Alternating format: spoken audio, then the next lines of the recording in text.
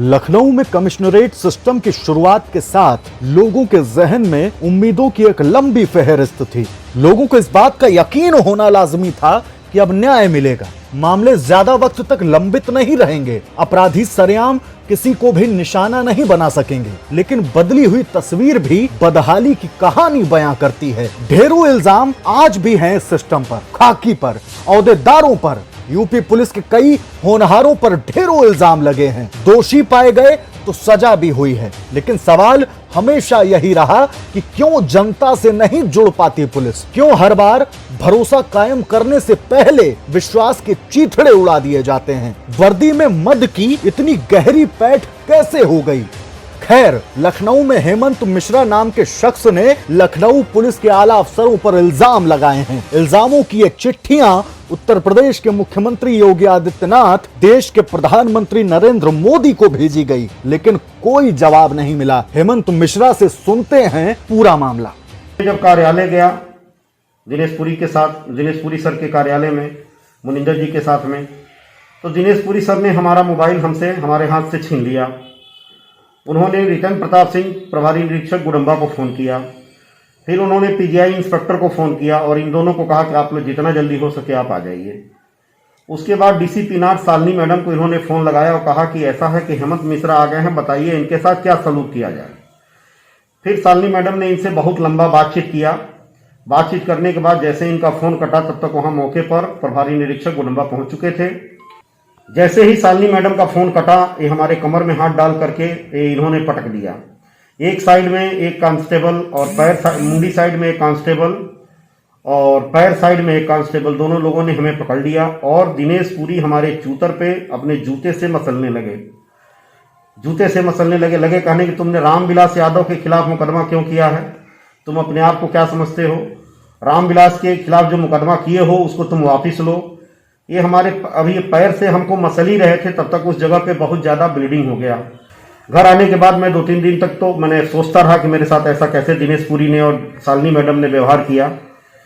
फिर हमने इन सबके खिलाफ एक शिकायती पत्र बनाई जो महामहिम राष्ट्रपति जी को, माननीय प्रधानमंत्री जी को, महामहिम राज्यपाल जी को, माननीय मुख्यमंत्री जी को, प्रमुख सचिव गृह को, श्रीमान पुलिस आयुक्त, पुलिस कमिश्नर लखनऊ को, सबको हमने प्रार्थना पत्र दिया, जिस पर कोई कार्रवाई नहीं हुई। और यही पत्र जो है पोर्टल पे आके दर्ज हो गया था। तो पोर्टल में यह लिख दिया गया कि शालिनी डीसीपी शालिनी हमारी समकक्षी अधिकारी हैं, हम इनकी जांच नहीं कर सकते, उच्च अधिकारियों से इनका जांच अपेक्षित है। यह आरोप बहुत गंभीर हैं, इतने गंभीर कि आला अफसरों के साथ साथ वर्दी की अस्मिता, शपथ सब कटघरे में खड़ी हो जाती है। निर्दोष साबित होने के लिए एक पुख्ता जांच की जरूरत है। खुद को पीड़ित बताकर एक शख्स कह रहा है कि यूपी पुलिस का एक वर्दी वाला अपने बूट की ठोकर से उसे जख्म देता रहा। इन आरोपों पर जब गुडम्बा थाने के एसएचओ से बात की गई तो ठहाकों की बुलंद आवाज ने वर्दी वालों के गंभीर स्वभाव की हकीकत से पर्दा उठा दिया। ये जो हेमंत कुमार मिश्रा जी का एक मामला है जिसमें उन्होंने आपके और एडीसीपी क्राइम के खिलाफ जो है एक 3rd डिग्री का टॉर्चर का एक आरोप लगाया है। हमें नहीं पता, वो अब कह रहे हैं तो वो कह रहे हैं तो मैं क्या कर सकता हूँ, उनकी बात है। अच्छा, तो ऐसा मेरे द्वारा ऐसा करना है, ऐसा कोई प्रकरण नहीं हुआ है? नहीं। अच्छा। हमारे तो उनसे पिछले 6 महीने से मुलाकात नहीं है। अच्छा। चलिए, अब कहाँ मुलाकात हुई, कहाँ उनको 3rd डिग्री दिया, अब यही वो बता सकते हैं, हम नहीं बता सकते। आरोप लखनऊ की डीसीपी नॉर्थ रही शालिनी पर भी लगा, लेकिन उन्होंने क्या कहा ये सुन लीजिए।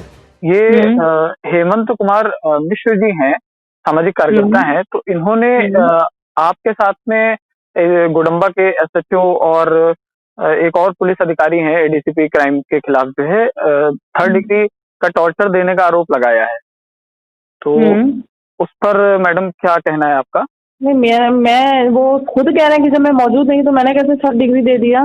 अच्छा, नहीं, उनका कहना ये है कि उनके सामने एडीसीपी क्राइम के द्वारा आपको फोन लगाया गया और फिर सामने जो है उस फोन में कहीं रिकॉर्डिंग है या कुछ है, या ये खुद कह रहे हैं। बात सब छोड़िए, आप हेमंत अगर खुद कह दे कि मैंने कुछ कहा, वो खुद कह रहे हैं कि मैम को फोन मिलाया, लेकिन मैम ने कुछ नहीं कहा।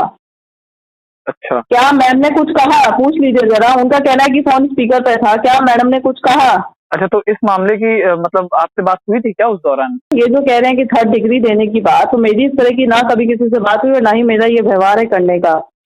अच्छा, उनका ये कहना था कि जो है किसी आईएएस अधिकारी के खिलाफ जो है उन्होंने कंप्लेंट डाली थी, तो उसको वापस लेने का दबाव बनाया जा रहा था ये हमारे ऊपर। जबरदस्ती वाली बात कर रहे हैं। उस बारे में आज तक मेरी बात नहीं है। उस आईएएस अधिकारी को ना मैं जानती हूँ, ना ही वो मेरे से मिला है, तो मैं उसके लिए क्यों बोलूंगी? लखनऊ कमिश्नर महोदय, व्यवस्था में अदला बदली हुई है, फिर भी व्यवस्थाओं में लाचारी, बदहाली, इल्जाम जिंदा है। ठीक है, शहर नवाब है, लेकिन दुरुस्त कीजिए जांच को, क्योंकि यह खाकी का हिसाब है। शब्दों के परिवर्तन के बीच व्यवस्थाएं वैसी ही आरोपों से लदी हुई हैं, दीमकों से चुनी हुई लग रही हैं। बदलिए कुछ, सुनिए इन आरोपों की यह चिट्ठी, ताकि न्याय पर भरोसा कायम रहे।